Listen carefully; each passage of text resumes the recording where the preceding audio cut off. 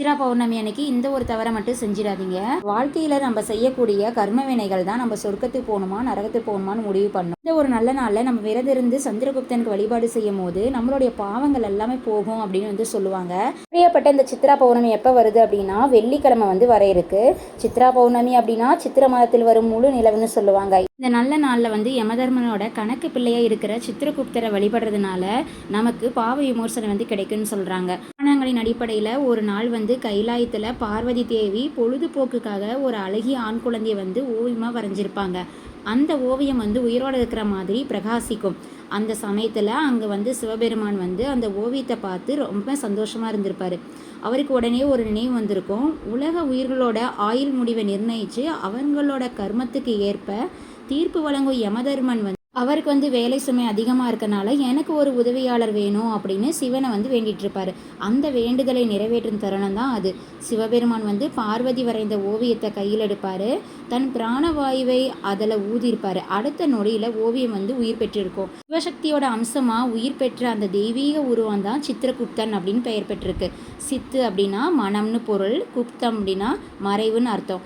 மனசில் மறைந்திருக்கும் எண்ணங்களையும் தெரிஞ்சிட்டு பாவ புண்ணிய கணக்குகளை பதிவு செய்வர் தான் அவர். அதனால தான் அவர் கையில் 7 எழுத்தாணியுடன் பிறந்தவர் அப்படின்னு சொல்லப்படுறாங்க. இப்போ உங்களுக்கு இந்த சித்திரகுப்தர் யார் அப்படின்னு உங்களுக்கு தெரிஞ்சிருக்கும். அந்த சித்ரா பௌர்ணமி நாளில் தான் இந்த சித்திரகுப்தரை நம்ம வழிபாடு செய்ய போகிறோம். சூரியனும் சந்திரனும் ரெண்டும் சக்தி பெறும் நாள் சித்ரா பௌர்ணமின்னு சொல்லப்படுது. கர்ம கணக்குகள் நினைவூட்டப்படும் நாள்னும் பாவ நிவர்த்திக்கான அரிய சந்தர்ப்பத்துக்கான நாள்னு சொல்லலாம். இந்த நல்ல நாளில் திருவண்ணாமலை போன்ற புண்ணிய தலங்களில் கிரிவலம் வர்றது, முருகப்பெருமானை வழிபடுறது, தீர்த்த ஸ்நானம் செய்கிறது, இது எல்லாமே வாழ்க்கையில் வளம் தரும்னு சொல்லப்படுது. வீட்டில் செய்ய வேண்டிய வழிபாடுன்னு பார்த்தீங்கன்னா சித்ரா பௌர்ணமி அன்னைக்கு வீட்டில் பூஜாரியை நம்ம சுத்தம் செஞ்சுட்டு சித்திரகுப்தன் படம் இருந்துச்சு அப்படின்னா தெற்கு திசையில் வச்சுக்கோங்க. பூக்களால் அலங்கரிச்சிக்கணும். எப்பவும் போல் சந்தன குங்குமெல்லாம் கலந்து வச்சுட்டு நெய்வேத்தியமாக பச்சரிசி, வெல்லம், வேப்பம்பூ பச்சடி, பல வகை சாதங்களான தேங்காய் சாதம், புளியோதரை, எலுமிச்சை சாதம், தயிர் சாதம், சக்கரை பொங்கல், வெண்பொங்கல் இதெல்லாமே படைச்சி வழிபாடணும். அதே மாதிரி நம்மளால் என்ன செய்ய முடியுமோ அதை மட்டும் கூட வச்சு நம்ம வழிபாடு செய்யலாம். அதுக்கப்புறம் 5 முக குத்து விளக்கு ஏற்றி நம்ம மனசில் உள்ள தீய எண்ணங்கள் எல்லாம் நீங்கணும், நல்ல வழியில் வாழ வைங்க அப்படின்னு மனமாற நம்ம வேண்டிக்கிட்டு இந்த வழிபாடு செய்ய நம்ம தொடங்கணும். இந்த ஒரு பூஜை செய்யறதுக்கு முன்னாடி முழு முதற் கடவுளான பிள்ளையாரை வணங்கிட்டு குலதெய்வத்தையும் வணங்கிட்டு தான் நம்ம பூஜையை ஸ்டார்ட் பண்ணணும். எந்த ஒரு தங்கு தடை இல்லாமல் இந்த பூஜையை நல்லபடியாக செய்யணும் அப்படின்னு நம்ம வேண்டிக்கிட்டு செஞ்சோம் அப்படின்னா தடை இல்லாமல் செய்ய முடியும். அதே மாதிரி அந்த நல்ல நாளில் விரதம் இருக்கிறவங்க முழு விரதம் மேற்கொள்கிறது சிறப்பு. காலையிலேருந்து சாயந்தரம் வரைக்கும் உபவாசம் இருந்து நைட்டு நிலவு தரிசனம் செஞ்சதுக்கப்புறம் உணவருந்திடலாம். இது மன கட்டுப்பாட்டையும் பக்தியும் வளர்க்கும் வழிபாடுனே சொல்லலாம். சித்திரகுப்தனுக்கு தனி கோவில்னு ஒரு முக்கிய தலமாக இருக்குது. காஞ்சிபுரம் சித்திரகுப்தன் கோவில், அருப்புக்கோட்டை அமிர்தகடேஸ்வரர் கோவில், திருவண்ணாமலை அருணாச்சலேஸ்வரர் கோவில், இந்த தலங்களுக்கெல்லாம் போயிட்டு வந்தோம் அப்படின்னா ரொம்பவே சிறப்பு. சித்ரா பௌர்ணமியில் என்னென்ன செய்யணும் செய்யக்கூடாதுன்னு டீட்டெயிலாக பார்க்கலாம். வீடியோ ஸ்கிப் பண்ணாமல் கடைசி வரை பாருங்கள். பௌர்ணமி அன்னைக்கு விஷ்ணுவை சத்யநாராயணராகவும் லக்ஷ்மி தேவியும் நம்ம வணங்கணும்.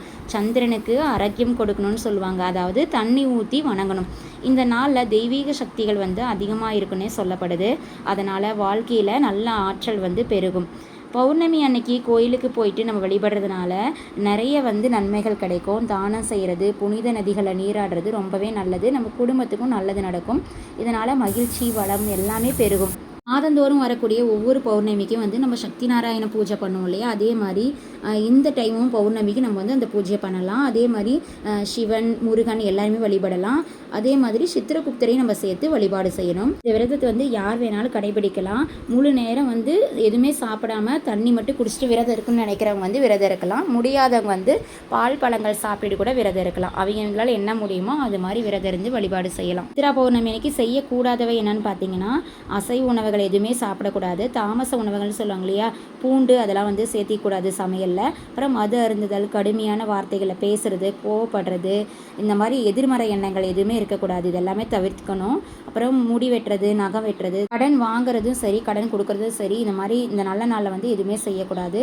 வீட்டை இருளாக வைக்காமல் அமைதியாக தியானம் செய்கிறது ரொம்பவே சிறந்தது. காலையில் எப்படி விளக்கேற்றி சாமி கும்பிட்றோமோ அதே மாதிரி மாலையிலையும் நம்ம விளக்கேற்றி சாமி கும்பிட்டு விரதத்தை வந்து நிறைவு செஞ்சுக்கலாம். விரதம் இருக்க முடியாதவங்க வந்து நார்மலாக பால் பழம் சாப்பிட்டுட்டு இல்லை சாப்பாடு கூட சாப்பிட்டுட்டு காலையில் விளக்கேற்றி வழிபாடு செய்கிற மாதிரி மாலையிலையும் விளக்கேற்றி வழிபாடு செய்யணும்.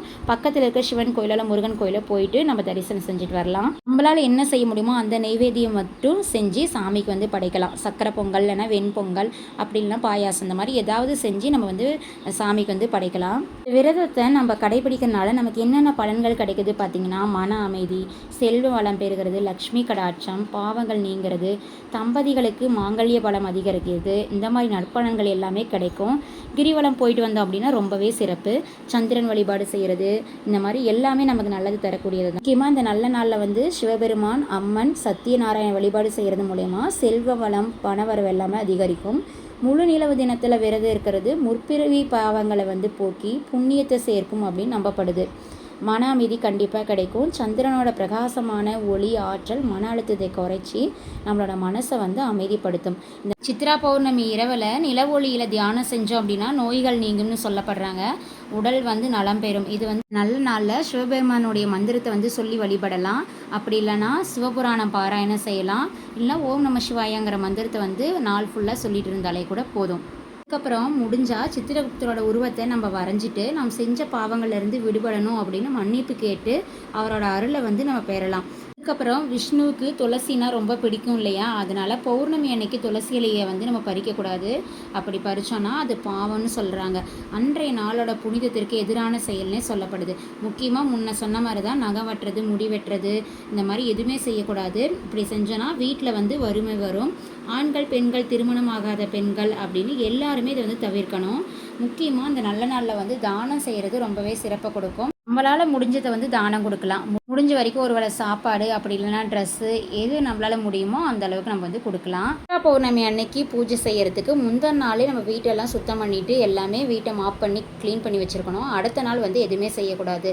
பூஜை மட்டும் காலையிலே விளக்கேற்றி மாலையிலே விளக்கேற்றி வழிபாடு செய்யணும். எல்லாருமே இந்த நல்ல நாளில் விரதம் இருந்து வழிபாடு செய்யுங்க. கண்டிப்பாக நல்லது நடக்கும். இந்த வீடியோ பிடிச்சிருச்சுன்னா நம்ம சேனல் வந்து சப்ஸ்கிரைப் பண்ணி வச்சுக்கோங்க.